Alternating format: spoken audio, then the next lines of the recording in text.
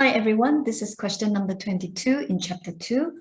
So we are given the function hx equivalent to 3x cubed plus mx squared plus x minus 1.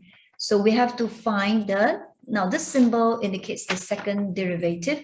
So let's differentiate first. So h prime x, we will get 9x squared plus 2mx plus 1. And the second order of derivative, continue to differentiate the one that we have just done. So we have 18x plus 2m. And now by using this, okay, the equation given, so h double prime 1 is 10. So h double prime, we use the function that we have just found with the object 1, so 18 times 1 plus 2m equals to 10.